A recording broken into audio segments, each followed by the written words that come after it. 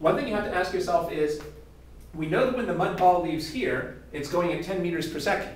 How do you know it's still going at 10 meters per second when it gets to here?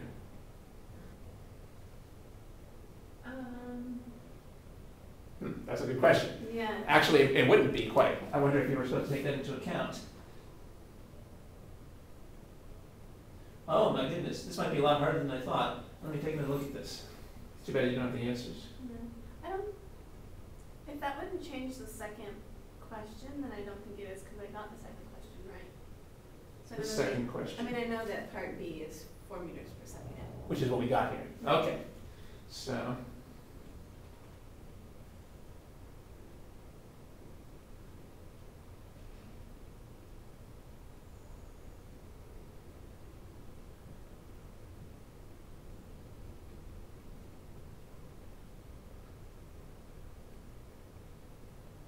okay, no, my mistake. So the horizontal velocity at this point was 10 meters per second. And is it that you know that it hits the target at it starts at 1 meter above the ground and it hits the target at 1 meter above the ground, and so it's not, there's only...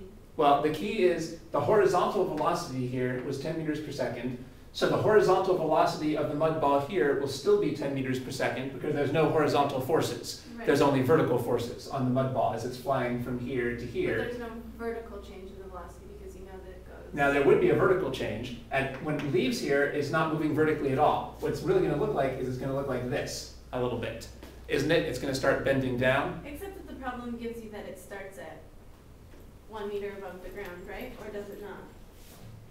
Or are you supposed to assume that?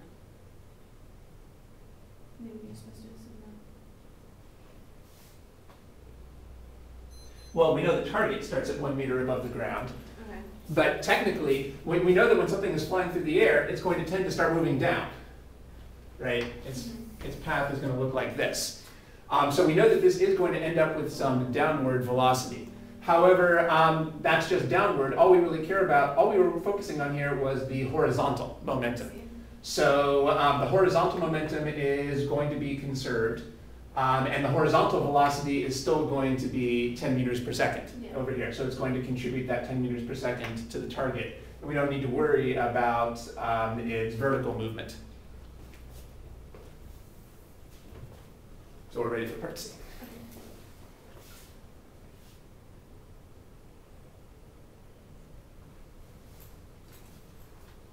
How high above the ground does the target swing up to at its highest point? Well, let's try that. Okay. So thought of this as conservation energy as well. Good. So initially there's only kinetic energy, and then So you must be choosing this point to be your zero height. Yes. We can choose wherever we want to be our zero height. What's most convenient to use this to be zero. Good. And then at its maximum height there's no kinetic energy. How do you know that? Because just from kinetics, because it won't really have zero velocity. No, you're right. Now, it's good to know why that is. So what's happened at the highest point? Well, at the highest point, an instant before the highest point, it was moving up. Right, and in order to change direction, right. It needs to technically have gone to zero. That's right. An instant before the highest point, it was moving up. An instant after it reaches the highest point, it'll be moving down. So at the exact instant that it's at the highest point, it must be changing direction and have zero speed. The moment you're changing direction, you have zero speed. So the highest point is when we're changing direction. When we're changing direction is when we have zero speed. And when we have zero speed, the kinetic energy is zero, just like you said. Good.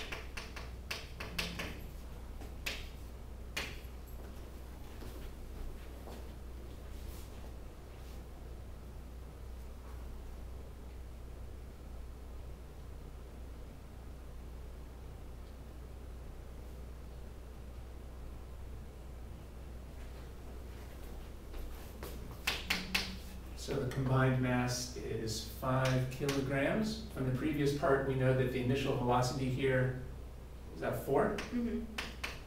Now, of course, the initial and the final points here keep changing for each step. Now we have a new initial and final point here. It's always a good idea to label the initial and final point on your graph. So here's our new initial and final point. Okay.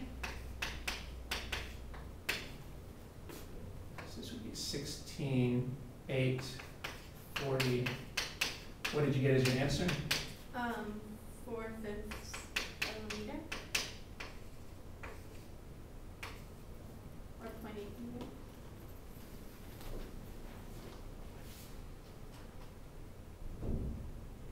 Okay, so what is the answer to part C? So the maximum height of the mud ball on the target is 0.8 meters?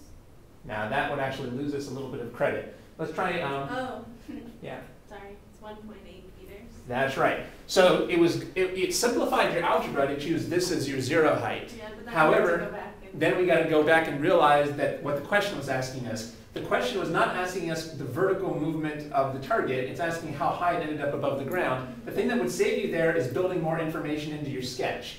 If we actually build in that this distance is 0.8 meters, and what we should have done first, I'm not doing a very good job at this, what we should have done first is label the question. Because people oftentimes lose credit just because they answer the wrong question. So whenever possible, we should build the question into our sketch. If we had done this, then we'd be much less likely to declare victory too soon and answer this wrong. So we ended up with 1.8 meters. Mm-hmm. Okay.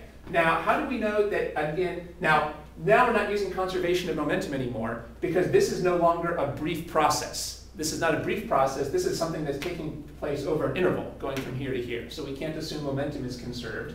They're asking us about height. Well, questions about height are very often best answered with energy because there's a vertical height term in the potential energy term. How do we know that energy is going to be conserved? Well, we have to check the net work by the non-conservative forces. What are all the forces on the combined mud ball and target? What are all the forces on them? Just gravity. Yeah, there's the gravitational force or their weight, and there's one other force on them. Oh, and well, there's potential energy. That's not a force. No, it's not. Yeah.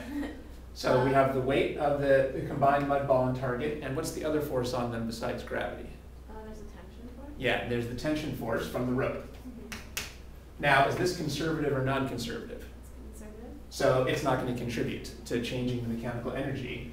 But the tension force is non-conservative, because remember the only conservative forces this term are weight and the spring force. Everything else is non-conservative. So theoretically, this could change the energy. However, we know this is not actually going to do any work. Mm-hmm. And the reason that we know that is that this force is always going to be perpendicular to the circle that we're moving in. So this is going to move in a kind of circular arc, but the tension force is always going to be forming the radius of that circle, and the radius is always going to be perpendicular to the movement that we're on. Well, you know that a force that is perpendicular to your movement does no work. So there is a non-conservative force here, but it's not doing any work because it's perpendicular to the movement. So again, you were correct to say that you could use conservation of energy. All right, so the one thing that gave us trouble here is it's fine to choose this to be the 0 point, but then we have to make sure we're actually answering the question they asked us. Yeah. All right.